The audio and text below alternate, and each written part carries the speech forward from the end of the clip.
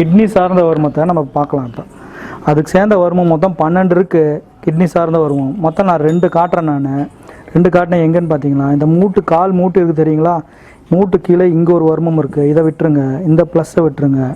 இந்த ப்ளஸ் எடுத்துக்கிட்டிங்கன்னா இந்த இடத்துல ஒரு பள்ளம் இருக்கும். இப்போ பாருங்கள், இந்த டெண்டான்ஸை ஒட்டி வந்தீங்கன்னா இந்த இடத்துல ஒரு பள்ளம் இருக்கும். அந்த பள்ளம் தான் கிட்னி சார்ந்த வருமம். இந்த நடு விரலை இந்த இடத்துல வச்சுக்கிட்டு அடியில் சப்போர்ட் என் கையை கொடுத்துக்கிட்டு அப்படியே ஏந்தி அழுத்தணும். வலி இருக்கிறவங்களுக்கு செம்மையாக வலி இருக்கும்.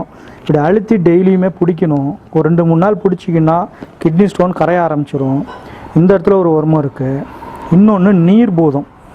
நீர்பூதம் எங்கே இருக்குது அப்படின்னா, இந்த சுண்டு விரல் இருக்குது பார்த்தீங்களா, அப்படியே தடவிட்டே வந்தீங்கன்னா இங்கே ஒரு பள்ளம் இருக்கும். இந்த 2 எலும்பு முடிகிற இடத்துல ஒரு பள்ளம் இருக்கும். அந்த பள்ளத்தை நடுவரில் வச்சுக்கிட்டு உள்ளே சப்போர்ட்டு கொடுத்துட்டு இப்படி அழுத்தணும். இப்படி அழுத்தும் போதும் லேசாக வச்சாலே அவங்க வலி தெரியும் உங்களுக்கு. இதுதான் மெயின் பாயிண்ட் கிட்னிக்கு. கிட்னி டேமேஜ் ஆனாலும் இந்த பாயிண்ட்டை பிடிக்க கிட்னி செயலில் இருந்த கிட்னியும் சரியாக ஆரம்பிச்சிடும். கல் இருந்தாலும் வெளியில் வந்துடும். பாருங்கள், இது மெயின் பாயிண்ட். 2 விரல் 2 கால்லையுமே இருக்குது. இந்த பாயிண்ட் வந்து 2 காலில் இல்லை. வல பெண்களை பின்வரும் 2 கால்லையும் இல்லை.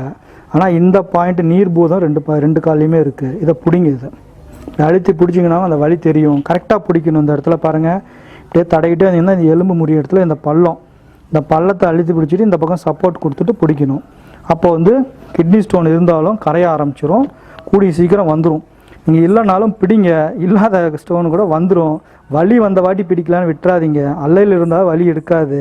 நீங்கள் பிடிக்க அதுவும் கரைய ஆரம்பிச்சிடும்.